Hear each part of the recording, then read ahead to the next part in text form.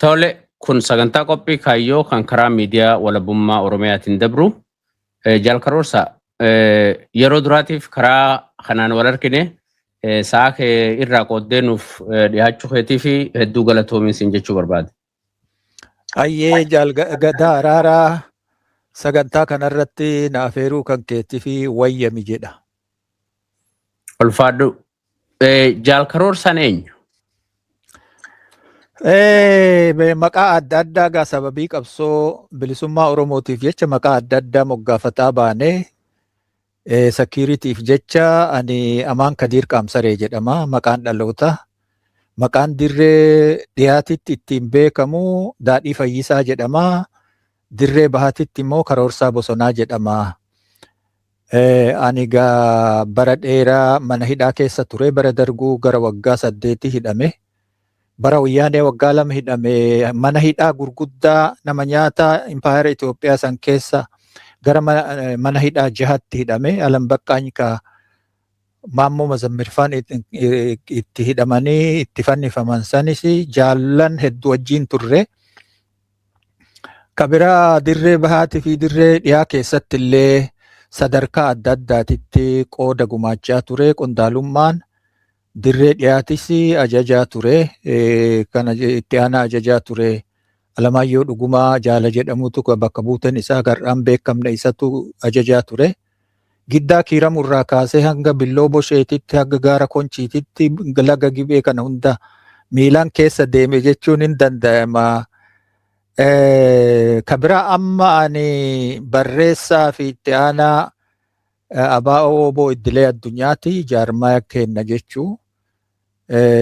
Barsiisaa siyaasatillee kanuma waliigalatti wannan jedhu narra jiru maalummaa kiyya ilaalchisee jaalgada.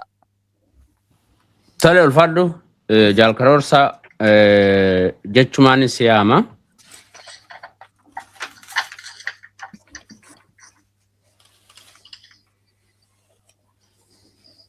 Jalqaroorsa ulfaadhu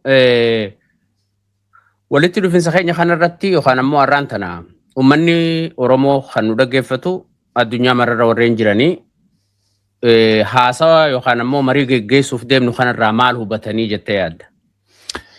Hayyee marii amma bal'inaan geggeessinu kun marii bal'aa fi gadi fagoodha. Keessa beekaa waan ala dhaabbannee osoo hin ta'in keessa dhaaba kanaa waan beeknuu fi burjaajii mooraa qabsoo Oromoo keessatti uumamee fi booruu kana xaliilchinee dhugaa jirtu ifatti baafnee dhugaa fi dhara addaan baafnee atantarree hubannoo gahaa mooraa qabsoo bilisummaa Oromoo qulqulleessuu fi hubannoo gahaa akka dhageeffattoonni keenya argatan waan sooshaal miidiyaa irratti bukeeffamuu fi burjaajii sooshaal miidiyaa irratti deemuu qofaa osoo hin ta'in sirnaan rakkoo dhaaba kana mudate bal'inaan hubachiifnaa akka immoo hubannoo gahaa akka argattan tattaaffii goonaa akka obsaan nu dhageeffattanis waamicha isinii goona jedha.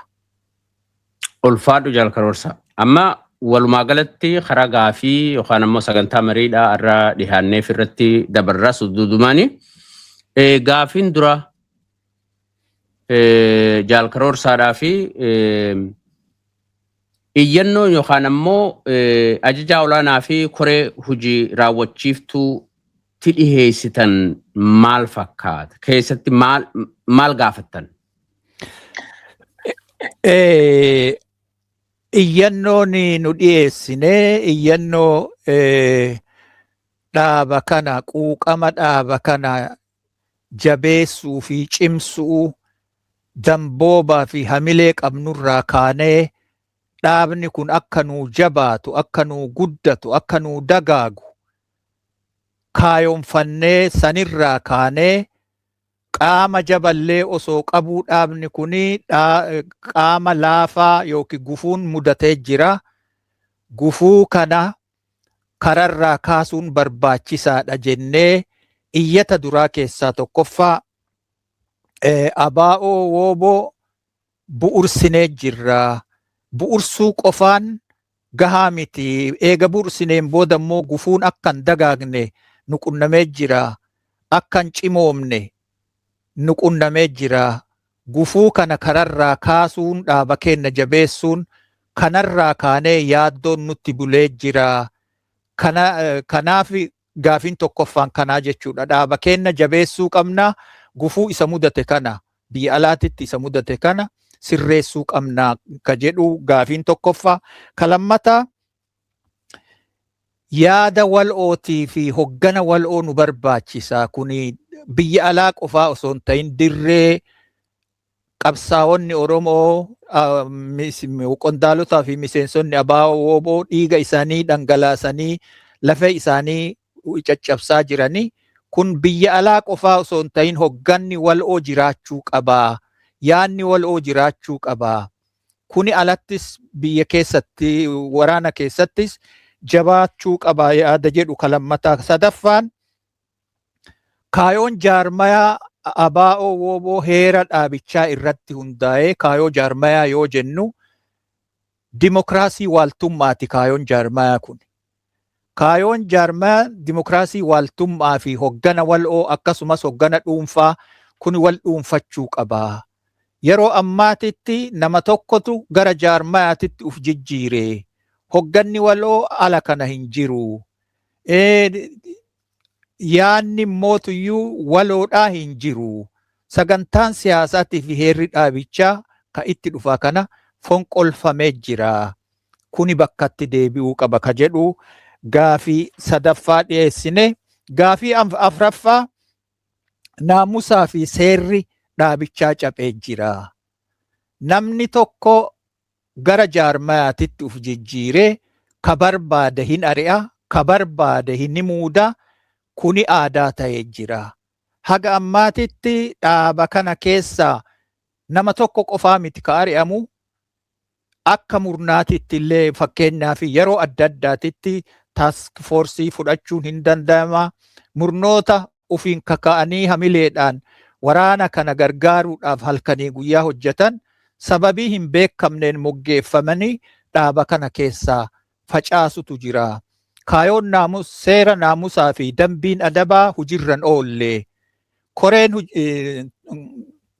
seeraa fi tooyannoo hujii isii hojjetaa hin jirtu. Nama tokkotu namoota lamatu bakka heeraa bu'anii bakka seeraa bu'anii waan barbaadan godhaa jiranii. Gama tokkoon abbaan irrummaa qacalee fi gama biraatiin sirna dhablummaan dagaagee jira. Kuni sirrachuu qaba ka jedhu gaafii afraffaa ture. Fakkeenyaaf USA keessatti gurmuulee fi gamtaaleetu ari'amanii jechuudha. Walumaa galatti nama dhuunfaa qofaa miti. Koreen giloobaalii akkuma jiruun diigamee ari'amee barreessaa itti gaafatamaa dippiloomaasii hundi isaaniituyyuu tokkolleen hin hafne jechuudha. Tariigaa namoota qubaan lakkaawaman ka keessaa fudhatan qofaan yoo hafe malee. Ka biraa balleessaa tokko malee abbaan siyaasaa fi ijaarsaa Jaalchichaa Goobaa waan dhara hin taane itti maxxansanii cubbuu itti maxxansanii maqaa isaa hadheessanii dhugaan jirtu garuu gaafii nu amma gaafannu kana waan gaafatuuf yeroo baay'ee wanni ijaaramaa jiru kunis Oromoon fakkaatu. Keessattuyyuu gara Taanzaaniyaa si'a lama marraa lama yeroo deemamu akkaataan itti deemtanii fi akkaataan itti deebitan illee waan Oromoo calaqqisu tokkoo miti jedhee gaafii akkasii gaafachuun isaa namni tokko immoo dirqama 10 yoo xiqqaate gara 5 moo 6 harka dhuunfatee jira. Namni hin dhabamne kana waan gaafatee fi isallee ciniinanii maqaa biraa cubbuu dhara itti maxxansanii taargaa itti godhanii itti duulanii jechuudha. Kana fakkeenyumaaf hin kaase ala kanatti wanni ta'e akkuma dirreetti namni tokko sirnatti uf jijjiire ala kanatti illee namni tokko jaarmaatti uf jijjiiree jechuudha. Kana wal bira qabaati ilaala. Wanni amma jedhaa jiru jaalli keessattuu dirree jiru hogganaan kenna goota namaa ka hundumti kennayyuu isa laallee gaafa inni fincilee qabsoo Oromoo dhiifnee hin gallu, facaafnee hin gallu, bosonatti hafnaa. Kanaafuyyuu jedhee gabbaa'e hundumti kennayyuu osoo namni nun kakaasin, osoo namni nun gaafatin ala teennee birmataa turree jechuudha. Gargaaruudhaaf qalbii qulqulluun goota tokko argannee jirra, hoggana argannee jirra jennee akkaataa sanitti gara waraana kanaatitti, deeggarsa waraana kanaatitti dhufne jechuu. Garuu daangaa dabre amma goonni nu kaleessa isa malee jennee yookiin mootuyyuu akka urjii ganamaatitti ilaalaa turre gara sirnaatitti uf jijjiiruun anatu sirna jechuun sirna tariigaa kana bal'innaan sirna jechuumtuu maal jechuudha. Sila rakkoon sirnuma waan jedhu kana addaan baafatanii jiru ka jedhullee booda itti deebina. Gara sirnaatitti jijjiiruun daangaa dabre. Sirna yoo jennu jaarmenni sirna, ummanni olaanaan ummanni Oromoo sirnaayyuu ka dhalu ummata Oromooti. Kanaafuu sirni hiikkaan isaa sirriitti waan beekamu natti hin fakkaatu. Yoo akkaataa kanaan deemne abbaa irree qacalee nascent dictatorship garasitti deemnaa jechuudha. Kun yeroodhaan yoon sirratin, dogoggorri kun yoon sirratin, ka akka jaarmaatitti uf laalee jaarmaa diigee akka jaarmaatitti uf laalus kan mootuyyuu ani sirna jedhee kana jalaa fuudhanii waliigalatti ajandaa ummata Oromoo garanatti deflect godhanii waan olola akkanaa kana oofuun hin baasu, hiree Oromootiif hin tolu, yeroodhaan sirreeffamuu qaba ka jedhu. Ka biraa sagantaan siyaasaa fi heerri 2017 ABO WOBOn maxxanfate ni fonqolfame jechuudha. Kan akka gaariitti gad jabeessuu barbaada. Ideological kudeta akkasin jedhaanan maal jechuu kiyya babbaysee warra na dhageeffatuuf akka gaariitti himuun narra jiraata. Manifeestoo waan jedhu tokko yookiin mootuyyuu labsa gabaabaa ABO WOBO ka jedhu manifeestoon suni ka sagantaan siyaasaa akeekni kaayoon siyaasaa ABO WOBO ka ittiin fonqole jechuun hin danda'ama. Kana maaliif hin jedha? Akkanumaan lafaa ka'ee hin jedhu. Dokumentii kana anatu gara afaan Oromootitti jijjiiree afaan Ingiliffaatirraa gaafatame keessa isaa akka gaariitti qulqulleessee waan beekuuf kana dubbadhaa jechuudha. Kanarratti maaltu godhame yoo jennu tokkoffaa akeeka siyaasaa dhaabaa gara hiree murteeffannaatti gadi deebisee jechuudha. Arraba dhanqu. Yoo hiree murteeffannaaf qabsoofna jedhe waraanni walabummaatti fi bilisummaa tokko Itoophiyaa illee qabsoofna jechuudha. Ijjannoo lakkuudha. Hiree ummanni Oromoo yoo barbaade Itoophiyaa keessatti, yoo barbaade immoo biyya walabaa ijaarachuu jechuudha hiree murteeffanna jechuun. Arraba dhanquu kanaan dhaabni siyaasaa sagantaan siyaasaa garuu kana qulqulleesse. Akeekni siyaasaa ABO WOBO sirna impaayera koloneeffataa Oromiyaa irraa kaasuudhaan mootummaa walabaa ummata Oromiyaa ijaaruudhaa jedha. Kanatu fonqolfamee jechuudha. Kana fonqolchanii garamitti hiree murteeffannatti gad deebisanii jechuudha. Hiree murteeffannaan mirga ummataati. Waan yoo qabsoofnefis yoo qabsaa'uu baannefis ufiin dhufaa jechuudha. Seera addunyaa keessa jira.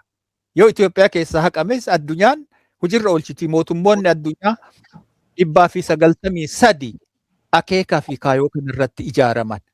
Biyya Itoophiyaa keessaa yoo haqames addunyaarra jira jechuudha. Kanaafuu mirga ummataatii fi ijjannoo siyaasaa dhaaba tokko waliin dha'utu turee jechuudha. Inuu hin fonqolfamee jechuudha. Kaayoo walabummaa Oromiyaa gara hiree murteeffannaatitti ka sagantaa siyaasaa irra jiru gadi dhiphise manifeestoon kuni mirga hiree murteeffannaa immoo gara murteeffannaa gulantaa siyaasaatti political status garasitti gad xiqqeessee jechuudha. Hiree murteeffannaa fi hiree politikaa murteeffachuun, hiree ufii murteeffachuu fi self determination political status kun lamaan garaagarummaa waaqaa fi lafaa qabaa jechuudha. Kuni maal godhe jechuudha? Dhaaba silaa adda bilisummaa sabaatiif qabsaa'u gara paartii mormituu Itoophiyaatitti gad deebise.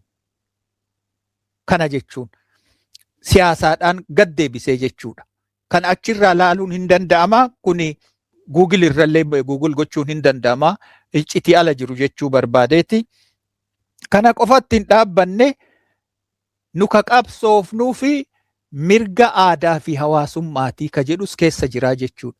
Ka biraa akkuma bilisiginnaan misoominaaf qabsoofnaa bilisoomtanii jirtan waan jedhu fakkaata. Actually walabummaa birmadummaa diinagdeetiif qabsoofnaa jedha. Kanaafuu kuni sagantaan siyaasaa ABO WOBO 2017 ka ideological kudeta itti geggeeffame waan ta'e akkasitti hubatamuu qaba. Kalammata fonqolcha jaarmayaati fi caasaati. Institutional kudeta kan jedheen jechuudha.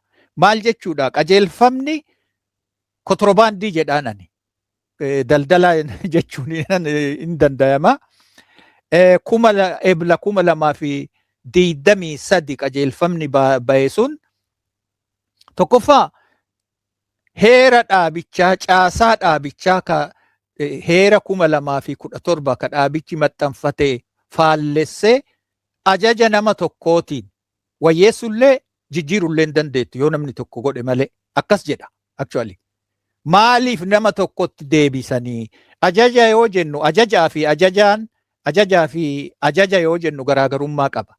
Central command in jiraa jechuudha hoggana walooti. Kunuyyuu irratti jijjiiruu hin danda'uu jedha nama tokko malee. Mallattoo nama tokkootiin yoo ta'e malee fooyyessuu hin dandeettu jijjiiruu hin dandeettu jedha. Kun immoo heera dhaabichaa fonqolchee caasaa dhaabichaa fonqolchee institutional and constitutional kudeta godhe jechuun hin danda'ama. Caasaa biirokraasiidhaan rakkinna biirokraasii qabu tokko biirokraasiin lafaan nama maru tokko gamtaa gurmuu durgaa heera dhaabichaa irratti caasaa hawaasaatu ijaarama. Godinatu jira, konyatu jira, maadhetu jira. Akkasitti lafa kaaya heerri dhaabichaa.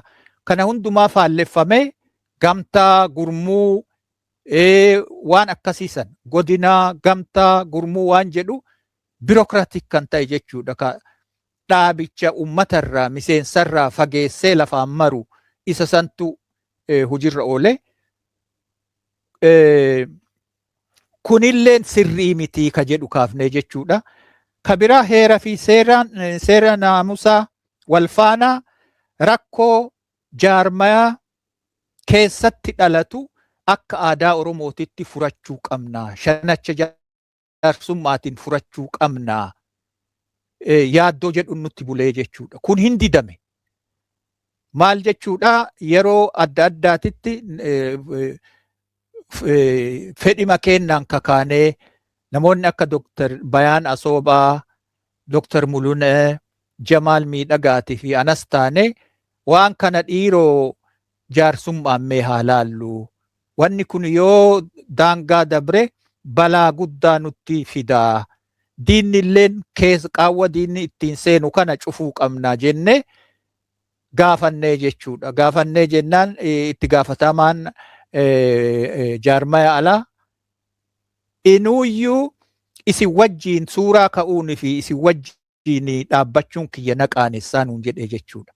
Nu harkatti diduu osoo hin ta'in waan jaalli tokko jaala tokkoon hin jenne isin wajjiin dhaabbachuun isin wajjiin qabsoo gochuun naqaanessaa nuun jedhe. Sunis akkasitti yaaddoo kenna ture jechuudha. Heerri dhaabaa osoo jiru seerri naamusaa fi dambiin adabaa osoo jiru kanarrattis dabalataanii akkaataan Oromoon rakkoo isaa itti furatu qoricha qoricha sanillee wal'aanna jennee in didamee jechuudha.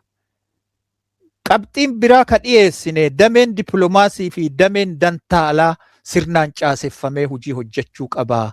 Namuma tokkotu dubbatallee itti gaafatamaa jaarmaya alaatillee dippiloomaasiillee walumaa galatti gaa namuma tokkotu akka waan Oromoon beektotaa fi hayyoota deegee nama deegee dhaabni kun nama deegetti nama tokkotu waan hundumaayyuu dhandhoonee qabatee danqaa ta'ee jira ka jedhu yaaddoo kanallee ibsine ABO irra deebinee haa caasessinu reorganize haa goonu maaliif warra haga ammaa keessaa dhiibamanis haa deebifnu ka jedhu ka biraa maal jechuudha haga ammaatitti dhaaba kana keessaa namoota facaanis dabalatee isa kana hundumaayyuu deebifne restructure haa goonu yaaddoo jedhu dhiyeessine diinagdeen dhaabaa sirnaan to'atamuu qabaa sirna qabaachuu qabaa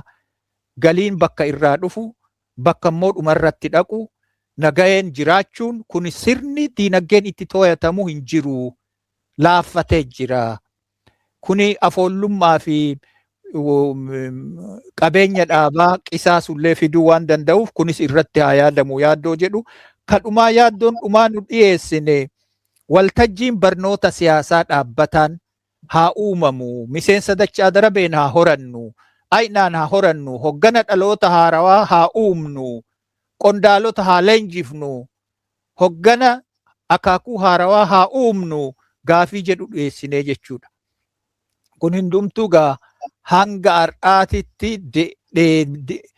dokumentiin kun nu dhaqqabellee nun dhaqqabnellee ajaja olaanaa fi koree hojii raawwachiiftutti erganne deebii tokko haga har'aa hin arganne jechuudha. Ka miseensonni nama 90 irratti qondaalonni nama 90 irratti mallatteessan seeraan ala haga ammaatitti nuun jedhaa jiru jechuudha. Seeraan gaafanne iyyata maganee dhiyeeffanne ajaja jechuun nama dhaaba kan hoggana jedhu ka biyya ambaatitti dhaaba diigaa jiru kana nama himatan caasaa cabsitanii nuun jedhan caasaan nu cabsine tokkollee hin jiru. Sadarkaa caasaa eegnee ala kanatti nu harkatti didamee jennaan hoggana ol aanaatti ajaja ol aanaa fi koree hojii raawwachiiftutti ergannee jechuudha. Haga har'aatitti deebiin tokkollee hin jiru. Inuu kuni hafnaan gadi bayanii olola nurratti jalqabanii jechuudha. Iccitii dhaabaa firfirsuu jalqabanii jechuudha. Kanaaf walumaa galatti yaadaa fi yaaddoon nu dhiyeessine kana ture gaafii biraa ka yoo itti deebi'a kanuman jedha kanarratti jaalgada. Mee jaalkaroorsa waan jabduu kaaftee gaafii kana yoon kaasuu baadhee sirriin ta'ujee waan yaaduuf caasaan jaarmayaa yookaan ammoo dubbiin heeraa fi seera dhaabaa adda bilisummaa Oromoo yookaan ammoo korri sabaa gaafa taa'u adda bilisummaa Oromoo keessatti aangoo olaanaa kan qabu kora sabaati. Kora sabaatti aanee gumii sabaati. Gumiin sabaa immoo dirqama korri sabaatti kenne miseensota shanee gumii yookaan ammoo koree hojii raawwachiiftuutti kenna. Heeraa fi seera yookaan ammoo gartee waan silaa kanaan dura jiru takka korri sabaa akka hubannaa kiyyaatti. Ati nama dhaaba kana keessa yeroo dheeraa ture. Heerri tokko fooyya'uus tahee haafamuudhaas tahee kanaan gootti qabu kora sabaati moo gumii sabaati? Ila caasaa adda bilisummaa Oromoo ka 2017 achirraa kaana akka jedhutti gaa qaamni ol aanaan kora sabaati.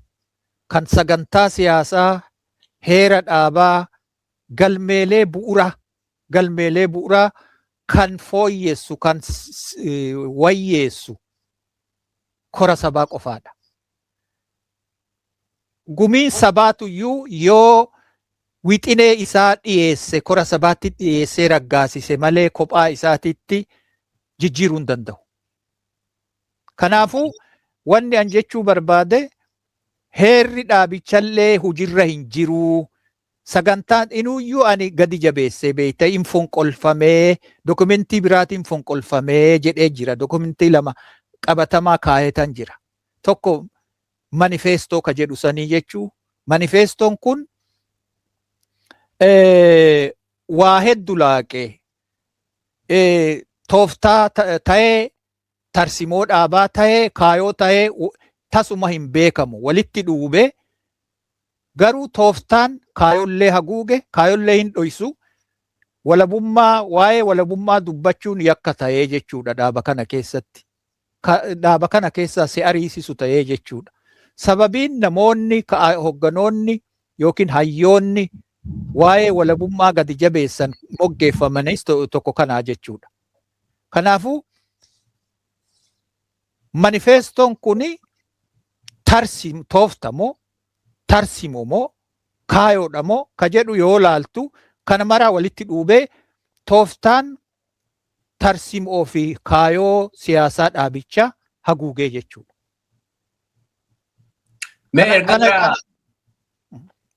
Erga gara dhiifama erga gara jaarmaya abaa waboo kanatti dhufte manifestoon amma isaan jedhan kun kora sabaatti dhiyaate korri sabaa irratti waan murteesse qaba. Korri sabaa taa'e nuun jedhu hiccitiidhaan gaawwan hundumaayyuu nama sadii moo nama sadii waan dhaaba kana irratti ka murteessaa jiru korri sabaa taa'e nuun jedhu yoo rakkatu yoo huunee qabnu korri sabaa hin teenne. Aadaa adda bilisummaa Oromoo keessatti korri sabaa bifa sadiin taa'a. Tokkoffaa jila qabsaa'otaati. Adis ni beeyta dhaaba kana keessatti ilkaan buqqifatte. Tokkoffaa jila qabsaa'otaati. Kalammataa kora sabaa atattamaati. Sadaffaan kora sabaa dhaabbataadha. Kun sadeenuu hin godhamne. Garuu dirree irratti kana godhe. Kuni qindoomina waraanaatii fi kora sabaa addaan baasuu namni kana addaan baasuu rakkisu baay'ee nama dhiba. Qindoominni waraanaa godhame. Qondaalonni ajajoonni naannoo adda addaa ta'an jiran qabsorra jiran walitti dhufanii gumii sabaa ka bakka bu'u nama 57 nama 7 immoo tuyyuu ka shanee gumii akka shanee gumiiti jechuu taa'uun ni mul'ataa jechuudha. Kuni qindoomina waraanaati malee kora sabaatii miti. Maqaa kora sabaatiin daldaluu fi taphachuu agarraa jechuudha. Dhoksaadhaan godhanne fa'aa nuun jedhu yeroo tokko tokko. Maqaa nuyi akeeka. Fakkeenyaaf korri sabaa eega godhame gumiin korri sabaa taa'uu qaba. Miseensonni gumii sabaa filamuu qabani. Miseensota gumii sabaa keessaa shaneen gumii filamuu qaba.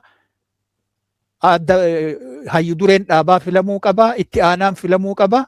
Amma ajajaa ol aanaa jedhu malee hayyu duree jechuu maaltu isaan dhoorge osoo korri sabaa ka taa'e. Itti aanaa hayyu duree jechuun maaltu isaan dhoorge? Maaltu afaan isaan qabe? Soo caasaa kontirobaandii tokkotu jira jechuudha. Kana gad jabeessuun baay'ee barbaachisaadha.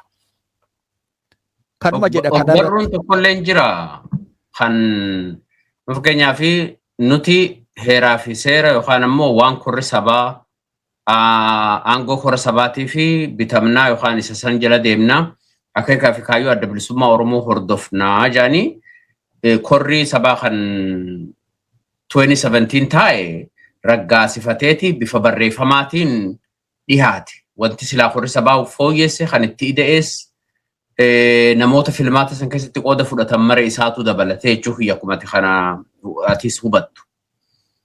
Gara warra abaa waboo kanaani bifa barreeffamaatiin kora sabaa teenyee waan akkanaa jijjiirree janii wayyeessinee janii fidanii wanni ati ijaheetiin harkite jira. Lakkeen hin agarre wanni an arge wanni akkuma reefuu kana siin jedhee manifestoon sun afaan Ingiliffaatiin barreeffame gaa namni barreessellee namuma tokko tarii gaa akka namni na gaafatellee nama Ejerso jedhamu warquu isatu barreesse I hope Na gaafatee jennaan eega dhaabni kiyyaayyuu waan akkasii godhi jedhee na gaafate jedhee halkanii guyyaa irratti hojjedhee guyyaa torbaan tokko keessatti fitee afaan Oromootitti jijjiiree itti erge. San malee korri sabaa taa'uu yookiin mootiyyuu dokumentiin kora sabaatiin walitti hidhamu tokkollee ija tiyyaan hin agarre. Waa'ee nama kanaa yoo kaasu immoo namni kuni dandeettii qaba, dandeettii isaa quudhuu narra jiraata. Keessattuu isteetmentii afaan Ingiliffaatiin barreessa. Garuu afaan Oromoo afaan hojii dhaabaa ABO Wobooti jennee heerri akkas jedha. Ati dura yoo barreessitu, dokumentii tokko yoo barreessitu, galmee tokko yoo galmeessitu, afaan Oromootiin goota. Haga har'aatitti afaan Ingiliffaatiin barreeffama yoo afaan Amaaraatiin barreessu. Maaliif kun ta'a? Barreessuun gaariidha. Eenyutti dubbataa jirra? Addunyaatti dubbannaa Faranjiitti dubbataa jirra moo uummata Oromootitti dubbataa jirra? Abashootatti dubbanna moo yoo afaan Amaaraatiin barreessinu uummata Oromootti dubbataa jirra? Maaliif heerri hin kabajamne? Working language afaan Oromooti, afaan hojii adda bilisummaa Oromoo. Akkas jedha heerri isaa. Kuni maaliif caba jennee gaafannee jechuudha. Kanaaf dokumentii korri sabaa taa'ee, gumiin sabaa filamee, shaneen gumii keessaa filamee ka jedhu hin agarree jechuudha. Kanaafuu korri saballee hin teenne kuni qalaxa. Hin teenne. Qindoomina waraanaati ka walitti dhufee Central Command Structure tolfachuuf yaale malee korri sabaa akka aadaa adda bilisummaa Oromootitti hin waamamne, hin teenne. Dokumentiin inni fooyyeesses raggaasises hin jiru. Kunigaa abbuma argetu maaliif seeraan ala jechuuf akkuma kotorbaandii tokko dokumentii tokko qopheessitee akkuma barbaaddetti facaasuun sirra hin jiraatu, namarra hin jiraatu. Gama tokkoon abbaa hirrummaa akeeka, gama tokkoon sirna dhabulummaadha wanni jennuuf kana. Waan jaarmaynu kuni ittiin sossoohu mara isaa nama qoratee beekutti korri sabaa kan inni yookaan kora sabaa yoo korri sabaa hin dandamne jila qabsaa'otaati. Yoo koraa atattamaatu jira san booda jila qabsaa'otaati. Wannoonni kun hundinuu kondiishinoota qaba. Yoo maal tahee korri sabaa takkaan immoo korri atattamaa yookaan immoo jilli qabsaa'otaa sun taa'uun dirqamata. Akka seera adda bilisummaa Oromoo. Ila korri sabaa walumaa galatti sadarkaa dhaabni irra jiru gamaggamee rakkoo dhaaba keessatti mudate fayyisuudhaaf taa'ayyu. Tariigaa bara asaanaa kan akka waan aangoo namarraa fudhatuutitti korri sabaa yoo taa'e warri aangoo nurraa fuudhuu jedhee sodaatu korri sabaa akka bifa kamiinuu akka hin teenne ittisaa ture jechuudha. Fakkeenyaaf jilli qabsaa'otaa yoo haalli hammaataa ta'ee haalli qabatamaan hammaataa ta'ee lola keessa jira waraanni kuni walumaa galatti kora sabaa waamuun dirreen bilisoomtellee barbaachiftuudha. Yoo dirreen bilisoomtes hin jiraatin jila qabsaa'otaattu taa'aa jechuudha. Jilli qabsaa'otaa taa'ee bakka silaa kora sabaa bu'ee rakkoo dhaaba mudatte keessatti yoo qaawwi mul'ate qaama jabaa jabeessee qaama laafaa mogolee laaftuu cimsee carraa fi balaa durrobe hanqisee akkaataa sanitti jilli qabsaa'otaa taa'a. Korri atattamaa immoo keessattuu bara 1978 Gobeelli irratti taa'ee natti fakkaata. Guyyaa akka gaariitti yoo yaadachuu baadhe ofolti. Akkasuma natti fakkaata hin turre ani yeroo san achi keessa hin turre jaallanirraa dhaga'ee hogganni Shinniggaa irratti wareegamee haalli hoggan duwwisaa dhabamee jennaan hoggana san bakka buusuudhaaf kora taa'e dandamachiiftuudha jechuudha. Korri sabaa atattamaa dhaaba jiraachisuudha dandamachiisuuf taa'a. Korri dhaabbataan immoo akkuma beekamu yeroo baay'ee Somaalee keessatti illee taa'ee jira. Itti aanee immoo Eertiraa keessatti illee taa'amee jira. Kun egaa rakkoon kora sabaa walitti waamuu hin turre dirree biyya ollaa firaati akkaataa sanitti taa'aa jechuudha. Kanaafuu korri sabaa taa'uun murteessaadha ammallee dhaaba kana dandamachiisuuf jiraachisuuf. Sababii adda addaa kaa'uun ni mala. Dirree bilisoomte hin qabnu jechuun ni mala. Haalli keessa jirru haala hammaata jechuun ni mala. Yoo sun hanqate jilli qabsaa'otaa walitti dhufuun dhaaba kana dandamachiisa malee miidhaan inni fidu tokkollee hin jiru jedhee yaadaan. Okay. Iddoo galatoomaa jaal karoorsa. Mee amma gaaffii sudduuta tokkoon si gaafadha. Gaaffiin kuni jechimma ani sirna jiruu fi jechi amma fakkeenyaaf ani mootummaa nugusaa torbaffaa akkaan ta'u haadha xiyyaatu anaamata torbaanatti hime garaagarummaan isaanii maali?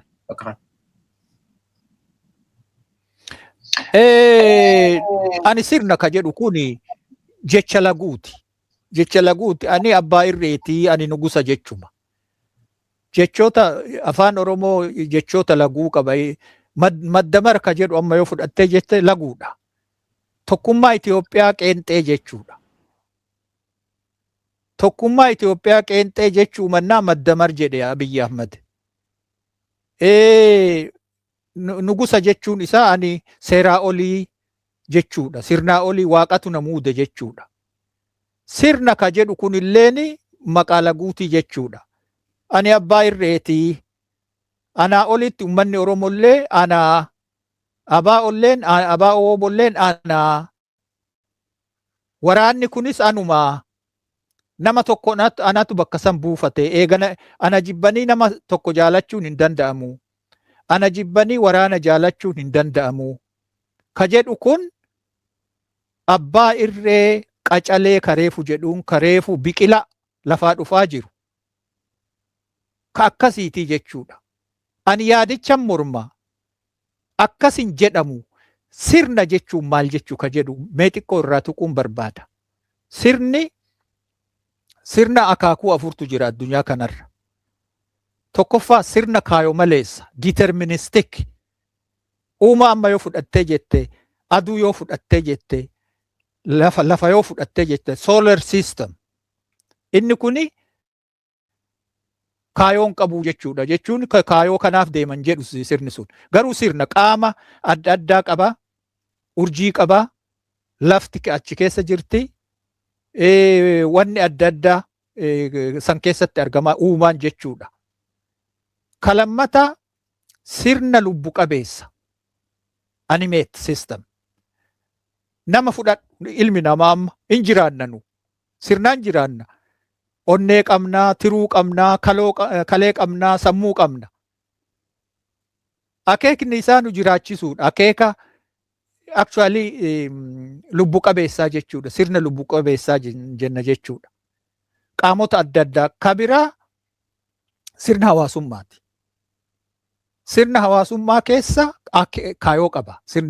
Sirni hawaasummaa. Waa sadi irraa ijaarama sirni.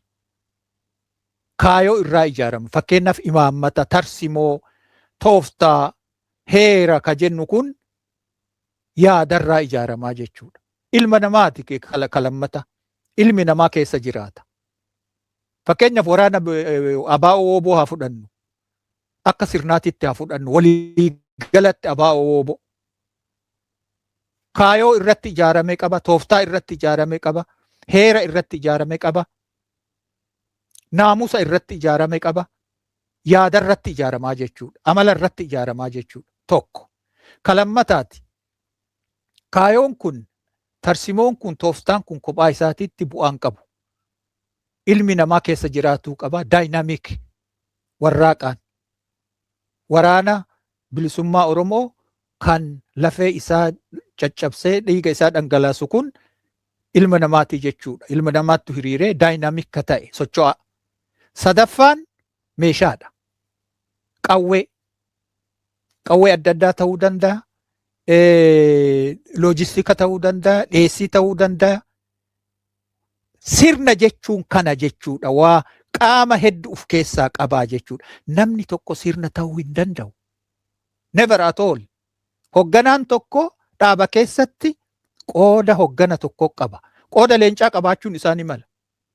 Garuu sirnaan wal qixxeessuun fafa kun. Uummata Oromoo irratti falfaluudha. Goota miti jechaa hin jirru. Urjiidhaa qooda leencaa qaba, qooda arbaa qaba jechaa hin jirru. Ni qaba, ni quudhina. Garuu daangaa dabree ani sirna ofiin jechuun namni dhuunfaa sirna jechuun falfala kun qabsoo Oromoo irratti.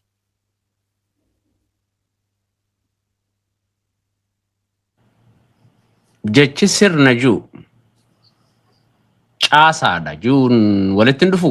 Afaan Oromoodhaa kun loqon isaa guddaadha waan ta'eef. Sirni caasaan caaseffama bara. Caasaa yoo jennu sirna jechuma. Jaarmaya jechuma. Waan amma sadeen reefuu kana kaa'e san of keessaa qaba caasaa yoo jennu. Gaafii kana wanniin kaaseef gaafii itti aansee kaasuuf. Yaa kanaafuyyuu sirni yookaan ammoo gartee jaarmee tokko keessatti addunyaa kanarratti barreeffamaanis tahee waan dhageessarraa jaarmee keessa ijaaramu dhageesse. Jaarmenni jaarmaa keessatti ijaaramu maa'ela jedhama. Mee heera adda bilisummaa Oromoo kana mee haa fudhannu sirna haa jennuuni. Kora sabaa yoo fudhanne ol aanaan murteessaan kora sabaatii jechuudha. Ka itti aanu sadarkaa qaba caasaa qaba gumii sabaatii jechuudha. Itti aanee shanee gumiitti hayyuu duree dhufaa dameelee adda addaatti dhufaa kuni caasaa sirnichi caasaallee qaba qaamota adda addallee qaba. Kaayollee of keessatti qaba, yaada of keessatti qaba, ilma namaa hiriirsa, meeshallee hiriirsa. So caasaa fi jaarmenni tokkuma jechuun hin danda'ama. Garaagarummaa wannoo jechaa malee tokkuma jechuu hin dandeetta. Yoo caasaan jaarmenni hin jiraatin caasaan hin jiru. Yoo caasaan hin jiraatin jaarmenni hin jiraatu. So sirnaa fi jaarmenni wal fakkaata yookaan ammoo akka tokko fudhachuu dandeenyaa miti? With the face value. Yes. So jaarmenni jaarmee keessa ijaaramuun hin danda'amu yookaan ammoo hoggusan jaarmenni tokko badee huun ijaaramuu qabaa jechuudha akkasii biree? Akkasii maa'ela jaarmee keessatti ijaaruun maa'ela jechuudha. Digaloo jechuun maa'ela jechuun kun digaloo yookaan ammoo. Digaluun kun gosa Oromoo tokkolleetu jira. Digaluu ka jedhaniini garuu wanni an jedhuun gareedha. Kiliik maa'elan jedhaan. Jaarmenni jaarmaa kun baduu qabaa miree namni tokko fakkeenyaaf ani sirna jechuuf. Exactly ilaalaali ilkaan irratti yoo ilkaan biraa qarqabamee ilkaan tokko jala irraan ba'e maa'ela jedhama. Maa'ela san irraa cabsitaayyuu ilkaan yoo maa'ela irraa cabsita bar. Tokko cabuu qaba ka dogoggora irratti ijaarame sun cabuu qaba. Yookiin sirrachuu qabaayyuu. Yoo dandeette ni sirreessita. Maa'ela akka hin taane maa'ela akka dhaaba keessatti hin ijaarre kiliikii ajandaa dhoksaatiin deemtu akka hin ijaarre jalloo wayii yoo dandeette ni qajeelchita yoo dadhabde immoo isiinuu maaliif dhaaba wajjin waan hin deemneef kaayorra waan hin jirreef ufumaan ufiifuyyuu cabxii jechuudha. An akkasitti ilaala. Yoon kalaxuu baadhe qabiyyee iyyannoo yookaan ammoo achi keessa jiru san kaaftee yookaan tuuxee turtee mireefu? Tole. Yaaddoon keessan guddaan maali? Waan kana ogaa dhiyeessitan. Yaada furmaatallee akeekne gara yaada furmaataatti akeeknee jirra. Yaaddoo kenna dhiyeessinee kareefu qabxiilee haga 8 si tarreesse sun yaaddoo qabnu ibsinee yaadni furmaatallee rakkoo qofaa dhaadhessuu miti. Akkam furmaanni isaa hoo maali hin gargaarra jennee yaada furmaatallee dhiyeessine gara sanitti deemu.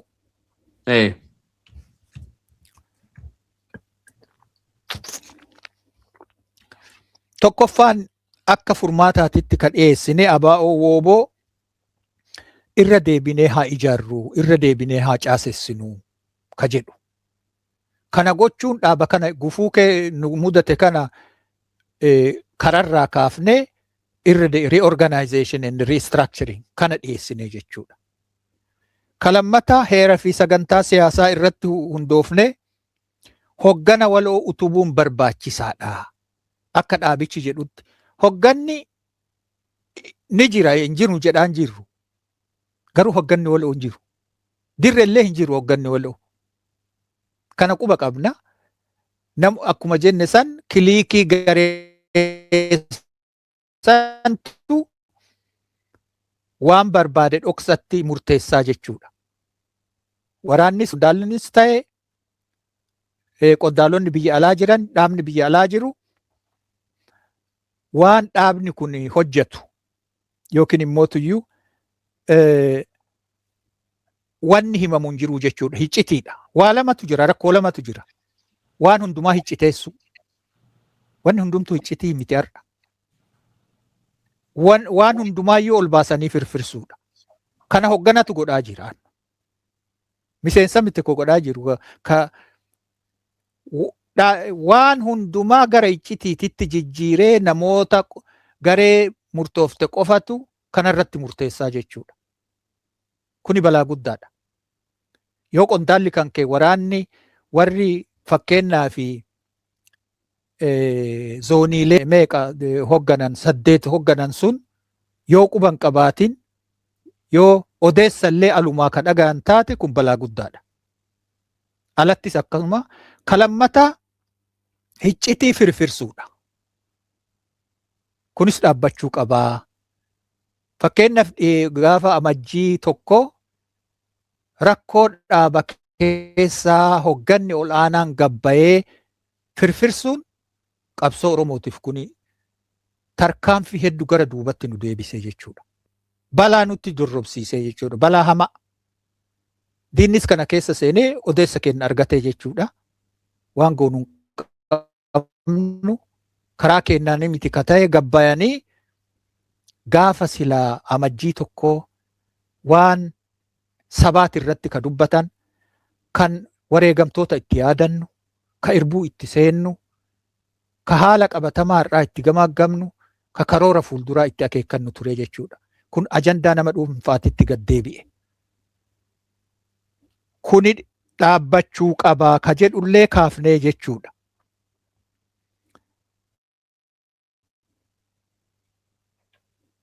Ka biraa kaayoo tarsimoo tooftaa fi ilaalchi dhaabaa ilaalchisee iftoominni jiraachuu qabaa.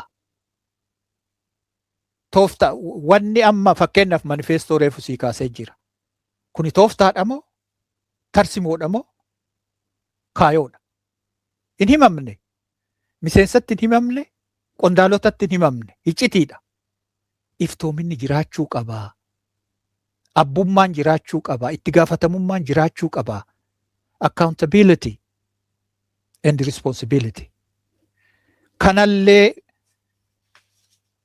akeeknee jechuudha akka furmaataatitti. Ka biraa jaarmaya irra deebinee haa caasessinuu ka jedhu reefuu kana tuqee jira. Warra facaan hundumaa dabalatee irra deebinee isaanillee haa ammachuu qabnaa. Namni dhiibnee alatti hambifnu jiraachuu hin qabu. Kanallee kaafnee qabxiin biraa hojiin dhaabaa ramaddii fi filmaataan ta'uu qaba.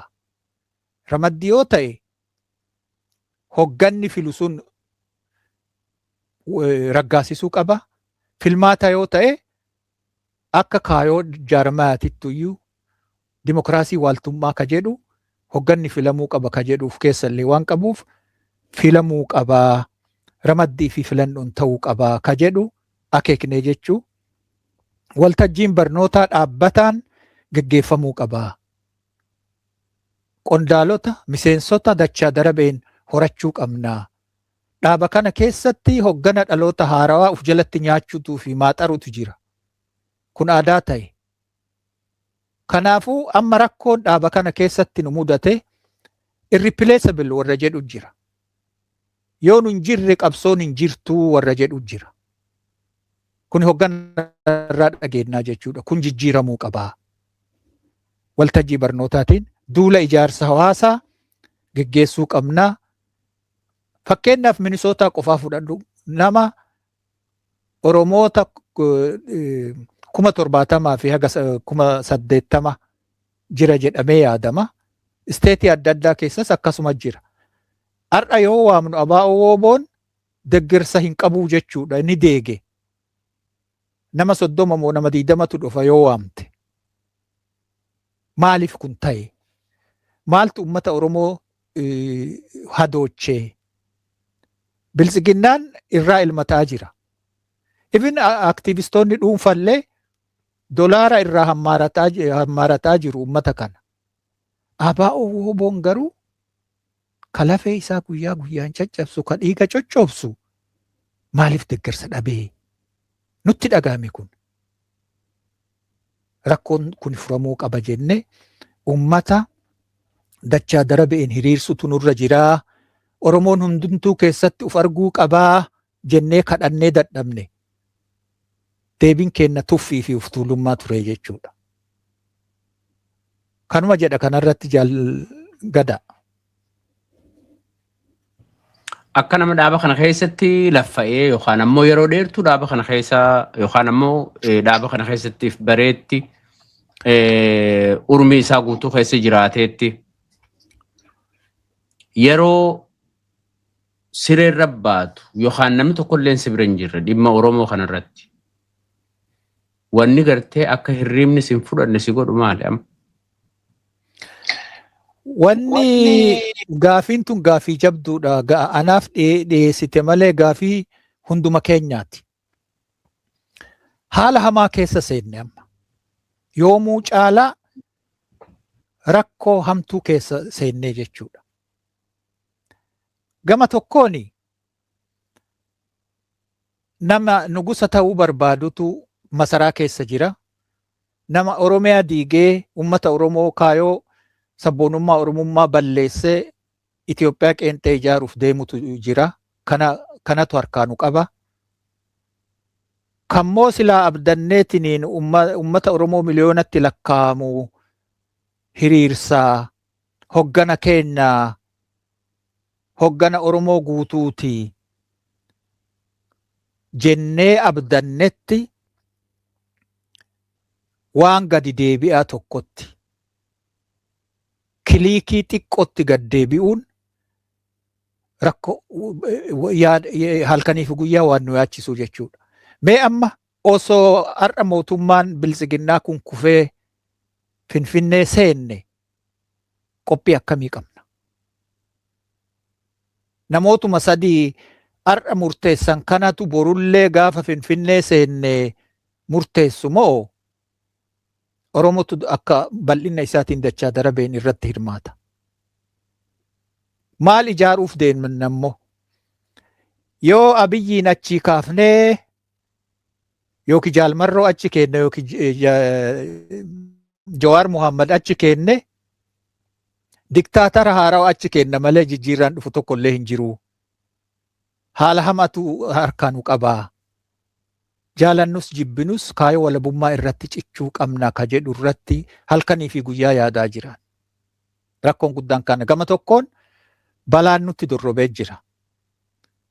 Gama biraatiin carralleen nu dorrobee jira. Balaan nutti dorrobe humnoonni Oromoo balleessuuf deeman nurratti wal ijaaraa jiranii, nurratti tarsimoo tolfataa jiranii. Carraan nu dorrobe immoo yoo Oromoo 10,000tti lakkaa'u kana dachaa darabeen hiriirsinee hoggana dandeettii qabu arganne. Hogganni ni jira garuu hoggana dandeettii qabu hin qabnu. Rakkoon hundee qabsoo Oromoo kana. Yoo hoggana gahuumsaa fi dandeettii qabu hin argatin garri itti deemnu dukkanaa ka jedhu hedduu na yaachisa. Gaafii kana raagaa walanee sadi kaayetan irraa bu'a. Riphee lolaan qabsoo isaa ka xumuru gaafii walabummaa fi bilisummaa deebisuuni tokko. Lammata yoo gaafii bilisummaa fi walabummaa kaayoo san lagatee irraa gore juntaa waraanaa yookiin diittaa waraanaa ta'a. Kuni bar waan ta'e irraa seenarraa dubbadhaa bar Gadaa. Political military science jireenya kiyya guutuu nan qoradhe. Mo'ixannoo adda addaa. Warlord ka jennuun san. Kama qawwee dhukaasu qofaa ka sammuun hin yaanne juntaadha. Juntaa ta'a. Tokko tokko. Sadaffaa. Riphee lolaa mormituu impaayeraatitti jijjiirama. Opposition gorilla. Kadhuma. Opposition gorilla jechuun kun maal jechuun isa san xiqqishaa laabireet nu godhe. Mormituu ila riphee lolaadha. Tooftaan inni itti gargaaramu tooftaa riphee lolaati. Tarsimoo riphee lolaati. Garuu kaayoon isaa impaayera suphuudha. Mormituu ta'ee aangoo qircachuudha. Fakkeenyaaf Tanzaaniyaa irratti walitti intigireet goonaa walitti baysinaa jedhan waraana. Waraanni sun walitti baysanii ka'een nu ta'a. Waraana Itoophiyaatii federaalaatii fi waraana Oromiyaa yoo walitti baksan Itoophiyaa keessatti mormituu ta'anii jechuudha. Mormituudha malee adda walabummaa fi bilisummaatii miti jechuudha. Kabiraa yoo naamusa akka sibiilaa hin qabaatin gara shiftaatitti gad deebi'aa jechuudha. Kasaameetumaan ummata saamu kan naamusa tokkollee hin qabne kama qawwee qofaa dhukaasu firaa fi diina illee addaan hin baafanne waan akkasiittu tayaa kamtu nuu tolaa ka jedhu akka riphee lolaa adda bilisummaatitti waraana kana deebisuun hegeree Oromootiif murteessaadha yaada jedhu qaba. Fixadhe irraa bu'e. Tole Jalkaroorsa. Amma saniiniin gara gaafii itti aanutti si dabra Jalkaroorsa. Barreeffama tokkotu ture barreeffama lama kaniin bifa ajaa'ibaatiin laalee barreeffama gartee irraa laaltee gammadduu miti. Namni gartee fakkeenyaaf amma dhaaba kana keessatti as geenyee waan ummanni gartee akka ummataatti ijoolleen taphattee huun fuudhee jireenya qabaatee godhisan hundaahuu wareega lubbuu haa baasuu dhabnu malee dhaaba kana katti as geenyee wanni itti if kenninee jirru yookaan immoo turrees jechuudha. Jaarmaya kana akka gartee haala ammaan tana laalaa jirru kanaan haala amma gartee itti deemaa jirru kanaan barreeffama lameen kana hoggaaniin arkee barreeffamni kuni xiqqishoo tokko nama hoggana dhaabaa olaanaadha. Barreeffamni lameen kutaa lamatti jiru kuni wanni inni jiru nama mirqaana lama qabu kan makiinaa imaltoota fuudhee karaa deemu kan immoo mirqaanni lachuu irratti wal gahee makiinaadhaa fi imaltootaa fi mataa isaatis fuudhee boolla seenee jira. Barreeffamni lamadaa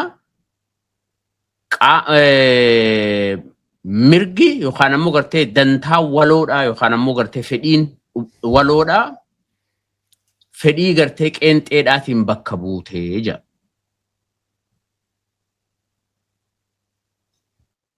Rakkoo tana hoogganni dhaaba kanaa kan biyya keessa jiran by any condition yookaan by any means waan kana rescue godhuu yookaan ammoo gartee dandamoota fiduu danda'u akka balaan amma sodaatamu kun hin dhufu.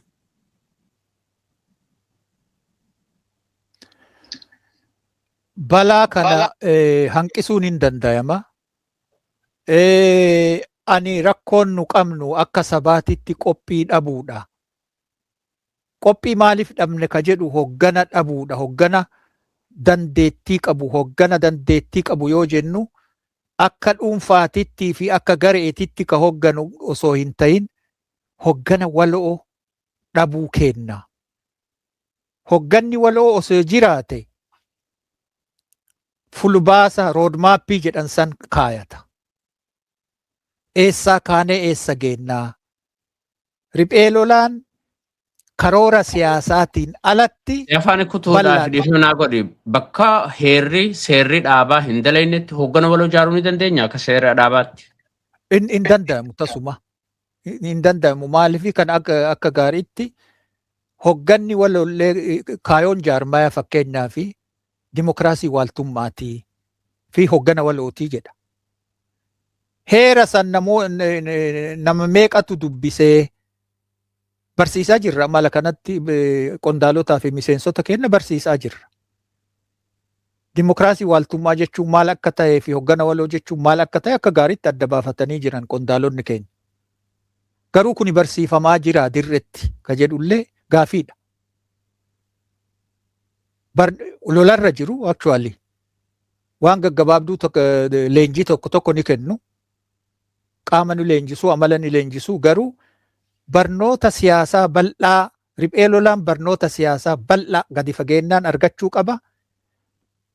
Kuni godhamaa hin jiru. Political education as qofaa osoo hin ta'in dirrellee dhaqqabuu qabaa. Kana nuhuu godhuu dandeennaa isin yoo loltanii godhuu dandeennaa. Teknooloojiin har'aa kun nama walitti dhiyeessee jira. Kanaafuyyuu wal tuffachuutu mooyate. Odoo wal tuffachuun jiraachuu baate qondaalonni kaleessa waraana qawween fudhatanii lolaa turan hedduun isaanii kamooxannoo fi dandeettii ajaa'ibaa qaban ala kana jiru. Teknooloojiidhaan waraana kanallee muuxeffachuun barsiisuun hin danda'amaa. Waan hundumaa ni beeknaa deebii jedhuun nuu kenname. Waan hundaa ni beeknaa. Nu olitti namni waa beeku hin jiru. Yeroo tokko namni qawwee dhukaasuu jalqabe kuni sammuun irra caalaa wannoo itti dhaga'ama. Injiraami waan hundaa eega qawwee harkaa qabaadhe waan hundaa harkaa qabaa waan jedhu ilaalcha jedhu tokko. Military adventurism jedhuun warri siyaasaa waraanaa qoratu. Uftuulummaa jabdummaa waraanaa. Wanni akkasii sun jiraachuun qabu. Kabiraa gaafiin sheekkoon ati reefuu kana naa himte wannoo mirqaanaa shofeera mirqaanaa ka jedhu namni suni maqaa dhawuu yoo baadhellee nama qaroodha. Hoggana biifleedha amma hoggana dhaloota haarawaa. Pablika gubbaarra jira waan ta'eef maqaa dhawinus rakkoo waan qabu natti fakkaata. Amma laali ani wanni argaa jiru akka nama dhuunfaatitti hoggana biiflee fi hoggana haxxiyyaa qabna. Hoggana arreedoo maali garuu maaliif asirra barreessuun isa dirqe? Sanitti sii dhufa maaliif waa'ee nama kanallee kaasuun barbaachisaadha. Jaalbooree lammii itti gaafatamaa siyaasa fi jaarmaya ABO booti. Hoggana dhaloota haarawaati. Qaroodha. Talented. Ani hoggana haxxiyyaa, hoggana biiflee, hoggana arreedoo jedhu waan jedhu kana mee gabaabsee irra bahe. Efficient, effective ka jedhu san jechuudha. Arreedoo ka jedhu efficient ka jedhu san. Fakkeenyaaf waraana keessa wayita turte yoo in dhukaafna. Hogganni yookiin loltuun qiyaafatee ija keessa rukutu hoggana biifleedha. Haxxiyyaadha. Siyaasalleen akkasuma hoggana haxxiyyaa barbaada. Ka argite kun immoo arreedoodha. In dhukaasaa garuu ija keessa rukutu. Kabeelaadha. Lafuma dongoraa oola. Arreedoodha garuu daddaffiidhaan fiiga garuu ija keessa rukutu. Ka arreedollee ta'ee haxxiyyaa yookiin mootuyyuu biiflee ta'ee ija keessa rukutaa jechuudha. Siyaasalleen akkasuma qara qabaa jechuudha. Namni kuni hoggana akaakuu haarawaati silaa hoggana jajjabeeffamuu qabu. Isa qofaamillee miti. Hedduun isaanii jiru waraana kana keessa biiflee ka ta'an. Kanaafuu hoggana akkasiisan jajjabeessuu barbaachisaadha. ka jedhu eega jedheen booda sheekkoon suni dirqiidha akkaataa itti dubban yeroo tokko metaaforiidha.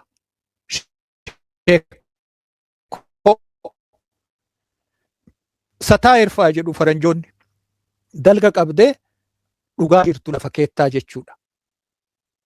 Dhugaa jirtu santu sanii jechuudha. Yoo gorsanii nama jalaan dhageenye, yoo gurrallee hin qabaanne, yoo ija ittiin arganis hin qabaanne, akkaataan itti ibsanii fi akkaataan itti himan kanumaa jechuudha. Kanaafuu jecha sirriidha. Hoggana wal'oo hin jiruu jechuudha san keessaa.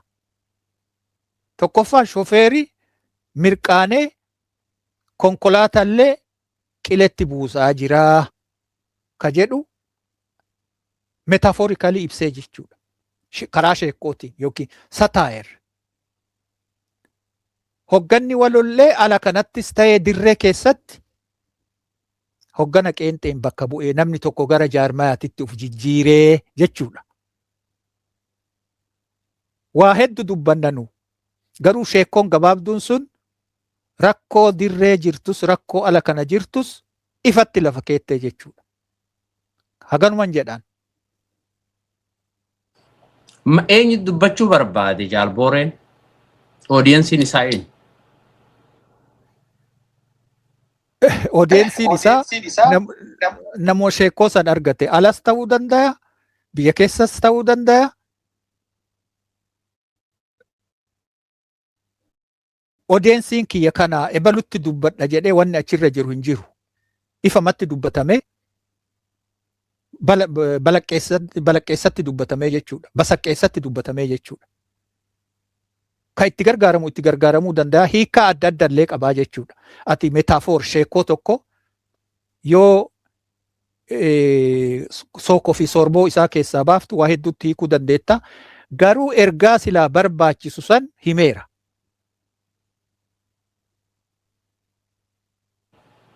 Okay.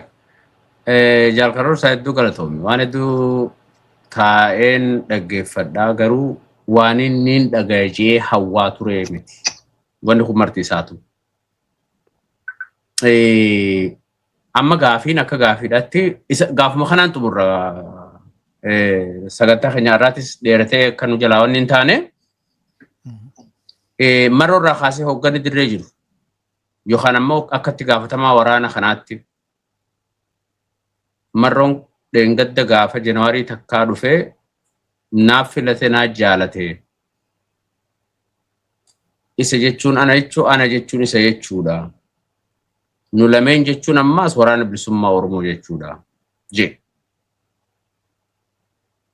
Namni amma sadarkaa sanitti hooggana ta'e jechuudha. Hooggana uummanni Oromoo bara haaraa irratti dhaamsa addarraa eegu akkasitti dhufee dheekkame.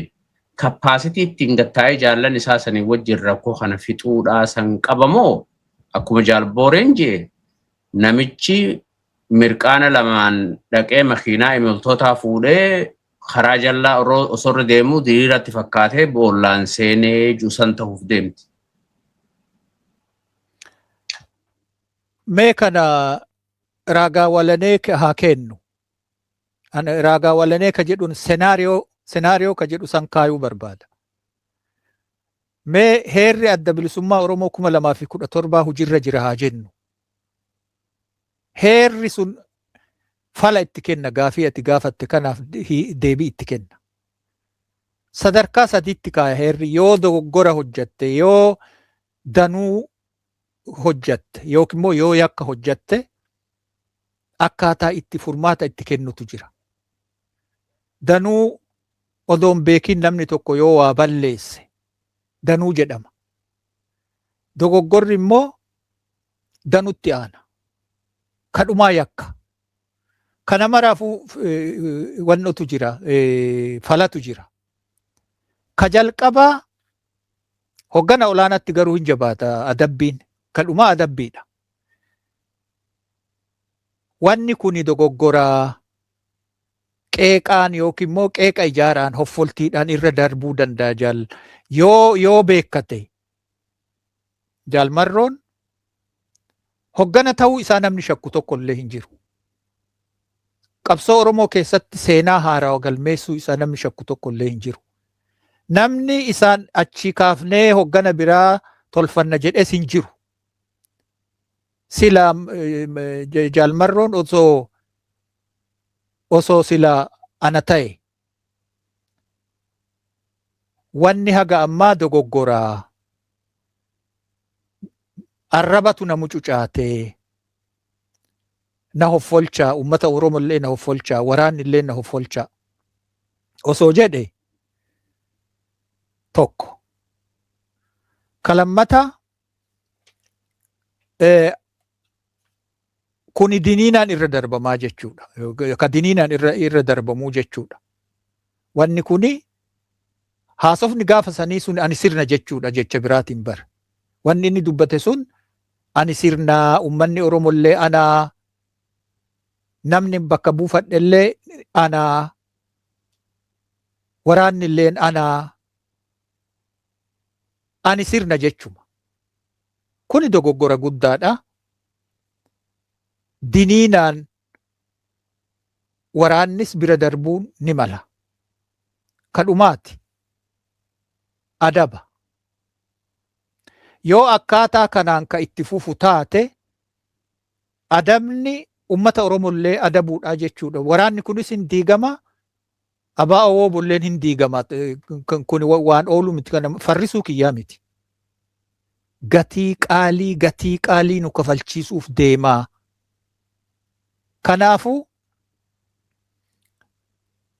ani hoffolti gaafa fakkeenyaa fi naamusni dhabamee ummanni Oromoo saamame jedhu tokko in yaadadha. Jaalmarroon gabbaa'ee kasaamellee kasaamsisellee dirqama kiyyaa itti gaafatamne ana yaa ummata Oromoo na hoffolchaa jedhee gaafate in yaadadha.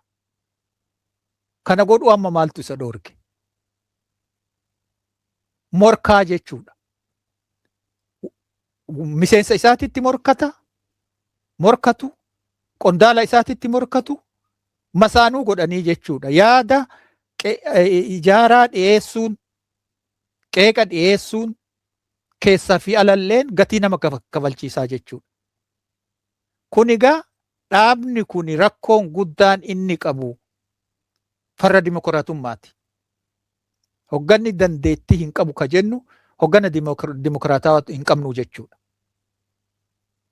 Hoggana hin qabna, morgoggeessa hin qabna, goota hin qabna, ka of duuba hin deebine, garuu rakkoo dhaaba keessatti dhalate hoggana furu haga har'aatiitti hin qabnu.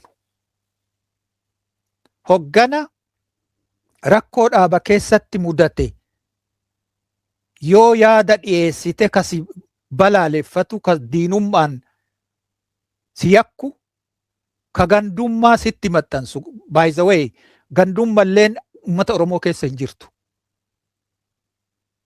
Ummata Oromoo kaabaa kibbatti bayaa dhiyaatti haga danda'e keessa deemee jira. Gandummaan hin jirtu. Gandummaa kaaba qaalee gandummaan nama yakku hoggana. Waan har'a godhaa jiran. Yoo ati yaada tokko dhiyeessite, gorsa tokko dhiyeessite, ganda akkasii ijaaranii siin jedhu. Taargaa sitti maxxansu. Yookiin gantuudhaa siin jedhu. Mee fakkeenyaaf Jaalbooree waan yeroo inni hayyoota ijaare haa fudhannu. Hoggana Biifleedhaa yeroo gabaabduu keessatti hayyoota Oromoo walitti fidee jechuudha. Qara. Isa kana maal jedhaniin waan jedhaniin dhabanii gantummaa fi gandummaadhaan yakkanii jechuun nu walitti dabalanii walitti nu malcooqanii. Kanaafuu hogganni rakkoo keessatti dhalatee gattaa'ee rakkoo keessaa mariin ilaa fi ilaameen furuu fi furatu hogganni rakkoo hiiku hin jiru agarraatitti. Kana uumutu nurra jiraa. Ka jiru kana filmaanni duraa ka jiru kana qajeelchuu yoo qajeele yookiin immoo hoggana akkasii uumuun dirqama seenaati. Irraa bu'e. Tole, sagantaan keenya kanarraa namni Oromoodhaa waa hedduu hubattan jee yaada. irra hedduun isiidhaa waan gartee hawwinuu miti. Hawwii yookaan gammachuun nutti dhagamee waan kana dubbachaa hin jirru. Haa ta'u immoo riyaalitii jirtu. Uummanni Oromoodhaa tarii kanaa booda rakkoo dhuftu irraa dandamachuun akka sabaatti akkuma hayyoonni Oromoo kun hedduun jechaadhaa turaniis barreeffama addunyaa irrattis jiru. Uummanni tokko akkuma dhalatu baduu akka danda'u. Gaagaamni immoo yeroo hedduu wal fakkaataa ta'e hoggaa deddeebi'ee booda irratti uummanni tokko gaagaama saniifillee jilbiifachuu akka danda'u. Deebi'ee illee ijaaramuu dadhabuulleen akka hireen sunillee bal'aa ta'e akka jiru. Ilaa hangammaatti immoo instituushina qabdu Oromoon eeggachuun hoogganni dhaabaa kan silaa heeraa fi seera korri sabaa lafa kaa'isan ittisuun dirqama miseensaatii jechuu hubatu waan kana waan danda'u hundaanuu akka karaa garteetti imma gareen tun ittiin deemaa jirtu kanarraa nu eewaluu ni danda'anii kan jiru abdii guutuudha. Dambooba kiyyaa jechuu kiyya. Saniifuu Jaalkaroorsaa hedduu galatoomi. Waa hedduudhaan sirraa hubannaa. Uummanni Oromollee waan kana keessatti wantoota tarii gartee harkaa wal dadhallee hedduu adda baafatan jeetii yaada. Kana qofaa miti gaafa biraatti walitti deebinee marii kanaa fi kanarra wayyaadhaa goonaa kan jiru abdii keenya kanarraatiif ulfina guddaa qabaadhuu siin jechuu barbaade. Hayyee jaalgadaa araaraa atilleen ulfaadhu nama akka kan keetii qabsoo kana keessatti dhalatee guddate wajjin gaafii fi deebii akkanaa kana godhuuni carraa guddaadha. Wayya misi.